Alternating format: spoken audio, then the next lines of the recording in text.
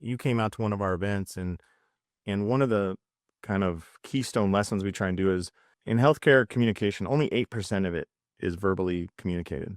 And, but for most of the time, offices ignore the 92% that's body language and tone. And I think that, again, I would say like you probably take just like, oh yeah, everybody knows that. Like everybody knows to have these sensory, environments or the lighting. And yet when you walk in these offices, I could be like, Nope, they overlook that, right?" And even the idea of play therapy is kind of like, instead of battling out a verbal approach, let's kind of sneak around the back and get on the same side of things, right? And Yeah, can you exactly.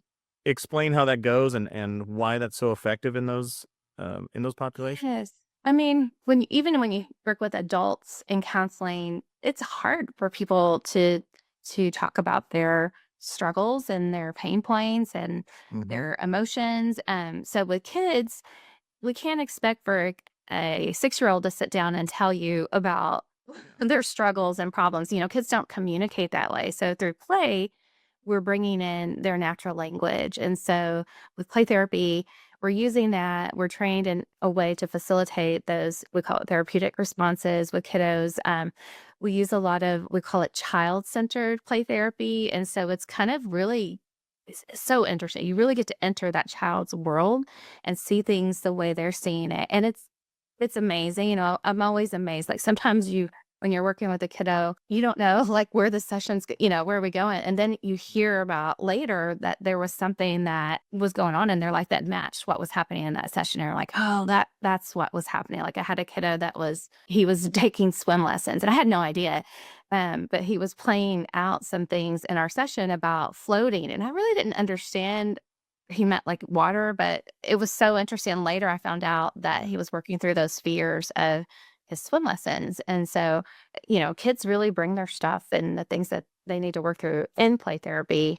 And it can be really helpful for them Yeah. to learn in the moment. It provides like emotional regulation and things like that. Versus if you're just sitting talking verbally, Yeah. you're not going to get there. Yeah, that's funny. I mean, I'm 47 years old and like I'm like in couples counseling, when marriage counseling my wife and I've gone, it's like I'm still nervous to have conversations, and it's with the most trusted person in my life, my wife, and then a trained person, and even I'm like hesitant, and I have all the words. I have the vocabulary to do it. When you're 6 years old, like I'm thinking, yeah, so the 6-year-old said they would even say they have pain because do they have a reference point for what normal feels like? In the questions I would ask a new patient, right?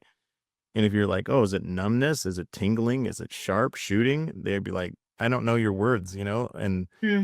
And so it's fantastic that you guys go that route.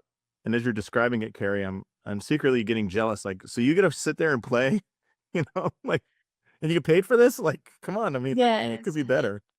Yes, I know. Some people are like, it's all you do is play." Well, I mean, it is a lot more than that. And sometimes it has its ups and downs, within sessions. But we love it. I really think it's an effective way to work with kids and helping them and helping parents. That's also our other passion because we can do this work with kids, but unless the parents are in tune to what we're doing and having that good trust and communication with parents Mhm. about things that we're seeing in sessions that would be helpful for them to implement at home that would support the child. I mean, it's really not going to be super helpful for that kiddo if we don't have that relationship with the parents and can really bring Yeah. that insight to them so that they can also help support the kiddo at home. When does play therapy kind of like lose its luster? It depends on the developmental, where the kiddo, because you may have a kiddo that is, 10, 12, but developmentally they're a little bit younger. So sometimes play therapy is still Yeah. effective, but usually the ages are from 3 to about 8. We're in the playroom, but we use play therapy skills with teens, with adults. There's Yeah. things that we bring in to all ages. I was just wondering that because when you said you work with teens, like, do they get resistant to play if on its face it looks like this is for a young kid or that, don't treat me like a child, like as we're developing. But what's like an example of play therapy for an adult? So maybe. using a game or something in a session and try to. We'd also like to use, sometimes we call it sand tray therapy, and that's kind of a type of play therapy where you use like figures to represent certain things. So like Yeah.